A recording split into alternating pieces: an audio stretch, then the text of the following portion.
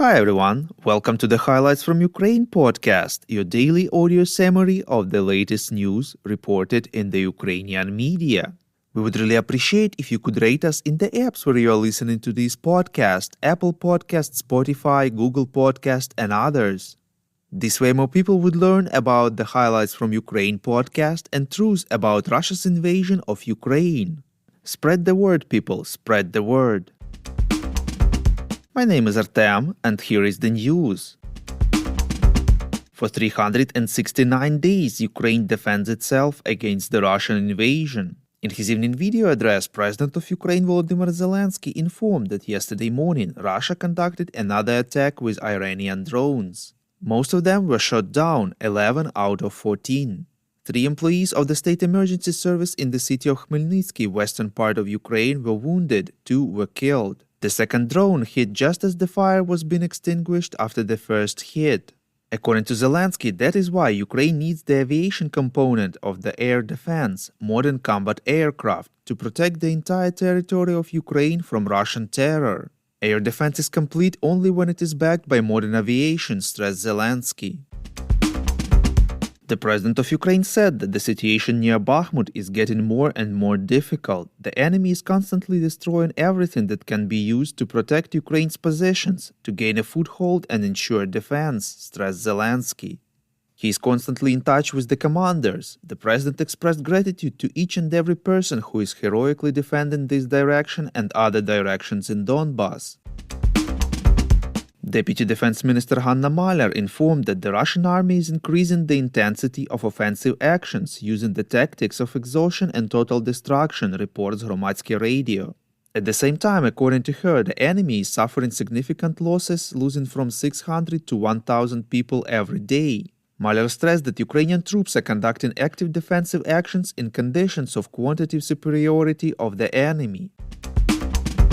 In an interview with Voice of America, head of Defense Intelligence of Ukraine, Kyrylo Budanov, said that Russia is not ready for a long-term war due to limited resources, although it tries to demonstrate the opposite. Budanov also emphasized that the next 3 months will be very active and will determine the further course of events. Earlier, Defense Intelligence informed that Russia is changing its tactics of using missiles against Ukraine, as it is running out not only on high-precision missiles but of missiles armament in general, reports Ukrainska Pravda.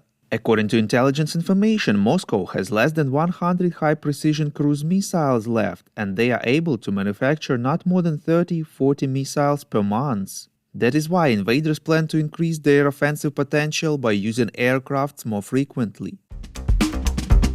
U.S. State Department spokesman Ned Price said that China's possible assistance to Russia with weapons will have tragic consequences, first of all for the people of Ukraine, and raise questions from other countries regarding Beijing's policy, reports Ukrinform. According to Price, it would also be a very clear signal for countries around the world about China's lies that it does not take a side in this war. Earlier, the United States President Joe Biden said that the U.S. will react if China supplies Russia with weapons for the war against Ukraine. Ukraine Defense Intelligence Chief Kyrylo Budanov believes that China will not agree to supply weapons to Russia as of now. In an interview with Voice of America, Budanov said that he does not see any signs that such things are even being discussed. At the same time, he confirmed that Russia is trying to buy all the weapons they can find. Quote, Serbia, which everyone in Russia so hoped for, refused to transfer weapons. There are certain attempts to buy through third countries to import weapons on a more or less large scale. Now they are trying it with Myanmar. We'll see what happens over time, but in fact, Russia is limited in the issue of weapons supply to Iran. The Highlights from Ukraine podcast is an uncommercial initiative of just 2 people, and we need your help to grow. Share information about the podcast, rate us in the apps, subscribe to our Patreon. With your support, we're getting better. U.S. Secretary of the Treasury Janet Yellen visited Kyiv yesterday, reports Interfax Ukraine.